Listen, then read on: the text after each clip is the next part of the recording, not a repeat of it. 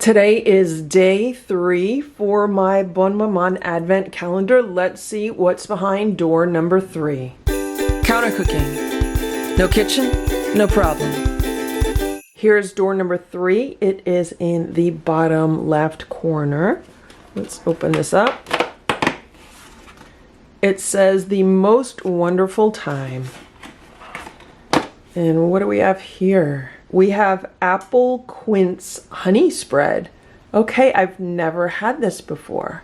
This is what it looks like. It's kind of the color of honey or like an apple pie filling.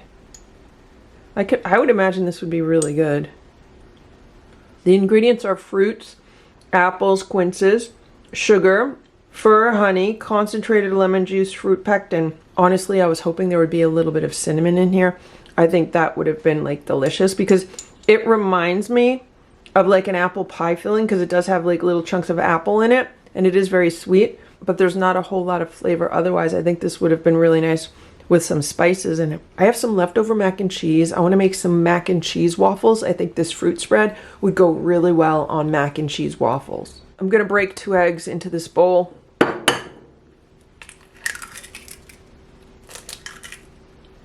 Let's beat the eggs.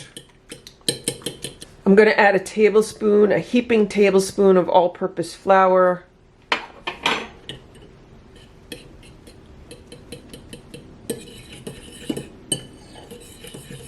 Just want to thicken up the eggs a little bit. Now I want to add the mac and cheese, and look at this. Look. That was in the refrigerator, so it just kind of congealed into one big piece. Let's cut that up.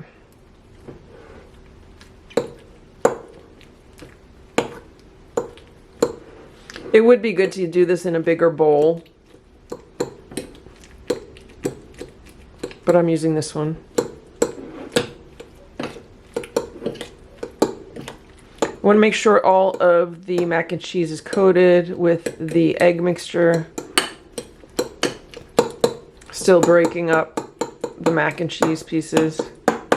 I think that looks good, so that's our waffle batter. Here's my Dash Mini waffle maker. I just plugged it in. The blue light is on. Once the blue light goes off, then we are ready to start making waffles. I decided that I'm also going to use my Dash Mini Griddle and I'll make some mac and cheese pancakes at the same time. So we'll see which comes out better, mac and cheese waffles or mac and cheese pancakes. Okay, the blue light went off on both of these. Now let's put our batter in.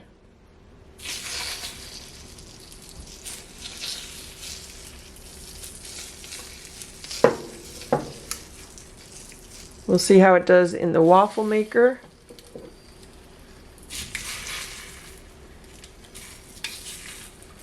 And we'll see how it does in the griddle. One thing that I notice is that the top of the waffle maker is coming up, but the top of the griddle is not. It's been about 2 minutes now. That's what's going on with the waffle maker. That's what's going on with the griddle. It's been a little bit more than 3 minutes now. Let's look at what's going on. So here's the waffle. I'm going to let that continue to cook. This side is cooking faster than this side. And here's the griddle.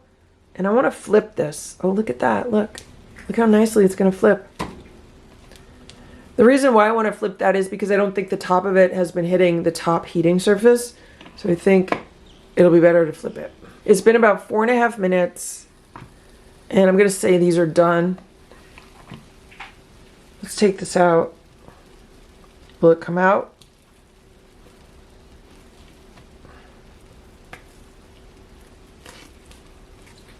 That's what the bottom looks like. The bottom looks really nice. So what I'm thinking is maybe I need to put less batter in the waffle maker. And maybe I need to put more batter in the griddle. There's what the bottom looks like.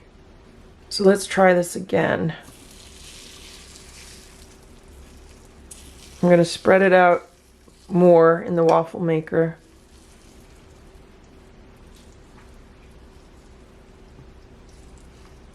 There's not as much in there. This closes. And then let's put it in the griddle. Let's put the rest in the griddle. We'll really load it up. Okay, it's actually not so much in the griddle. We'll see what happens. It's been 3 minutes. Let's see what's going on here.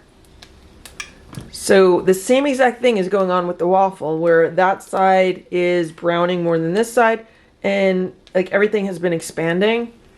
Wow, and look at the pancake. So with this pancake, the top of it is actually getting brown. So by adding more of the batter to the griddle, it's definitely filling it up better, and the surface is also cooking on top as well as the bottom. So let's leave these in here for like another minute. We'll do the same amount of time as we did for the first batch, which was around 4.5 minutes. Okay, let's check again.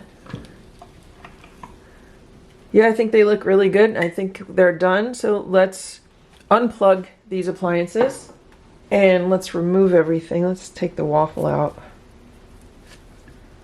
There's the other side of the waffle. Looks really nice.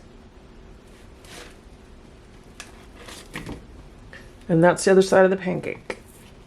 Here are the mac and cheese waffles and the mac and cheese pancakes. And the pancakes have definitely been deflating a little bit. I'm gonna grab a fork, and I would like to taste these without putting anything on them first. So let's try the waffle.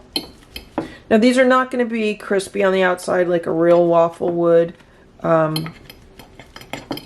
But I'm interested to see how much they taste like mac and cheese. So when I first started eating it, I was like, it tastes like a regular waffle. But then as you continue to chew it, you start to feel the little elbow macaroni in your mouth. And then you're like, wait a minute, that's not a regular waffle. And then you get the mac and cheese flavor. It's really wild how it came on in like waves. So let's try the pancake. With the pancake, you definitely get more of the mac and cheese flavor much sooner. It starts out like a pancake, and then within seconds, you realize, wait a minute, there's some mac and cheese going on here. Now I'm going to try them with some of this apple quince honey spread. Apple goes really well with cheese, so that's why I thought this would be a nice combination. And then the quince and the honey just add sweetness to it. So let's see how it is. I think it's going to be really good.